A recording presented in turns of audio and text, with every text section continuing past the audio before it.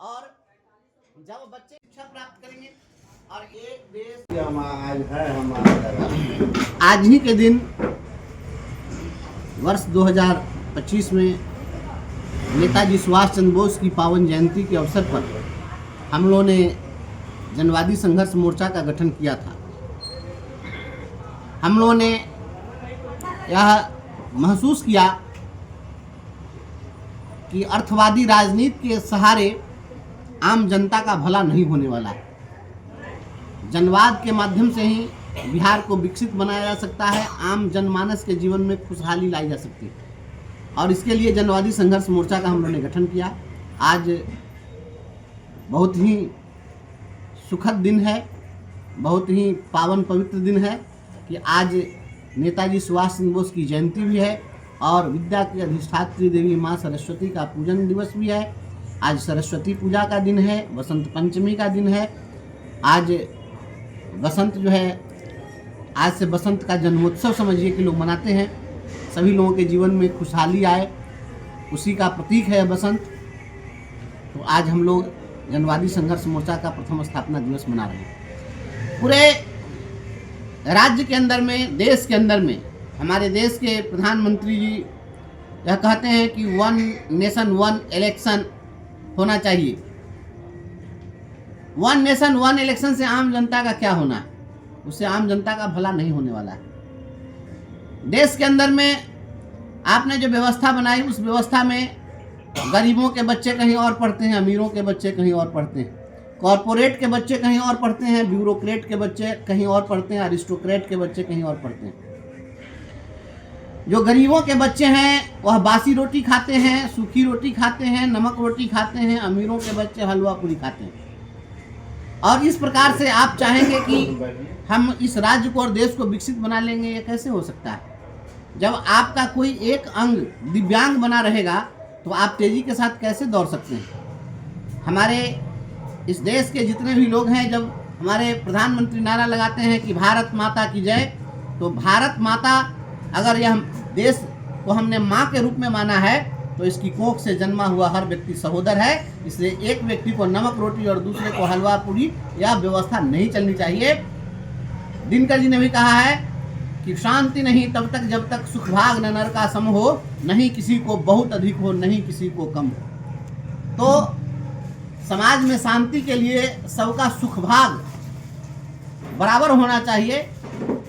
न्यूनतम आवश्यकताओं की पूर्ति के लिए किसी भी व्यक्ति को गलत रास्ते का चयन नहीं करना पड़े, इसके लिए जनवादी संघर्ष मोर्चा यह चाहता है कि समाज में अंतिम पंक्ति में अंतिम व्यक्ति के रूप में हाशिए पर जो व्यक्ति खड़ा है, हम उसके साथ खड़े हों। जिसकी कोई सुनने वाला नहीं है, हम उसके लिए संघर्ष करें और इसी संकल्प के साथ जनवादी संघर्ष मोर्चा काम कर रहा है। हम लोगों ने आवाज़ उठाई, समान शिक्षा नीति लागू हो और हम लोगों की मांग के बाद राज्य के सभी सरकारी स्कूलों में 6ठी से 8वीं कक्षा तक NCERT की किताब लागू की गई। हम लोग इसको प्रयास कर रहे हैं कि +2 तक इसको लागू करा दें। देश के अंदर में अभी एक योजना चली है, जो पहले मनरेगा योजना थी, उसको अब जी राम जी योजना बना दिए हैं। अब जो भी लोग खेतों में काम करने वाले, सड़कों में काम करने वाले जो लोग भी थे मजदूर, ये मजदूर राम जी के मजदूर हो गए हैं। पहले गांधी जी के मजदूर हुआ करते थे और वो राम जी के मजदूर होने के लिए अनपढ़ होना सबसे पहली आवश्यकता है। क्योंकि अगर आप BA पास हैं तो आप जो है वो मजदूर, जी राम जी के मजदूर नहीं हो सकते हैं। आपका वो राशन कार्ड नहीं बनेगा, आप गरीबी रेखा के नीचे नहीं माने जाएंगे। तो जो अनपढ़ गंवार है वो राम जी का मजदूर होगा, जो पढ़ लिख जाएगा वो किसका मजदूर होगा, वो तय करना चाहिए सरकार को। कि आप सबसे पहले आपने जो भी अकुशल, अनस्किल्ड, अनपढ़, अशिक्षित जो भी केवल और केवल मजदूरी का काम कर सकने में सक्षम थे, तो उनको आपने कहा कि अब ये राम जी के मजदूर हो जाएंगे। बहुत अच्छी परिभाषा है। हम राम जी के हैं और शेष लोग जो है किसके हैं? आप जो है चुनाव में कौन जीतेगा, कौन हारेगा, जो जीतेगा, जो उनके लिए रोजगार की गारंटी सुनिश्चित हो। नहीं तो ये 10,000 रुपया खाता में दे करके आज चुनाव के समय लोगों को उपकृत करने से कुछ होने वाला नहीं है। इससे यह भारत विकसित नहीं होगा और विश्व गुरु नहीं बनेगा। विश्व गुरु बनाने के लिए जिस प्रकार से आप अनपढ़ अशिक्षित को आप कह दिए हैं कि आपके राम जी हैं, तो अनपढ़ अशिक्षित के राम जी हैं तो सभी के राम जी होने चाहिए, और सबके जब राम होंगे तभी सबका कल्याण होगा। इसलिए सबके रोजगार की गारंटी। 1 साल के पूर्ण होने के उपलक्ष्य में नेताजी सुभाष चंद्र बोस के जयंती पर आज हम लोग इकट्ठा हुए हैं। जनवादी के लोग, हमारे तिरहुत प्रमंडल के चारों जिला के लोग यहाँ इकट्ठा हुए और इस पर हम लोगों ने इस पर 1 साल का जो भी क्रियाकलाप रहा, 1 साल का हमारा जो गतिविधि रहा, 1 साल में हमने जो लक्ष्य प्राप्त किया, उस चीज़ों को हम लोगों ने आपस में अभी साझा किया है और इसको आगे कैसे ले जाएंगे और चारों जिला में और बिहार तक हमको इसको जाना है। पूरे बिहार में इसको हमको आगे बढ़ाना है।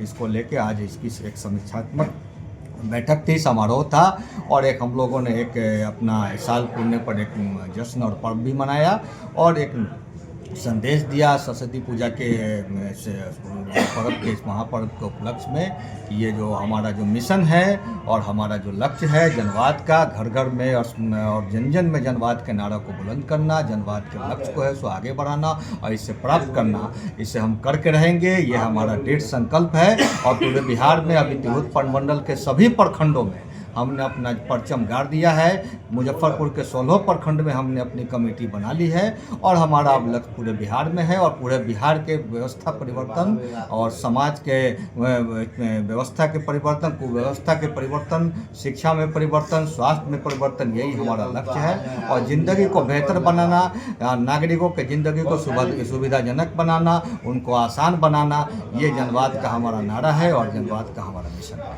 जनवादी मोहम्मद इश्तियाक, जिला प्रभारी जनवादी संघर्ष मोर्चा।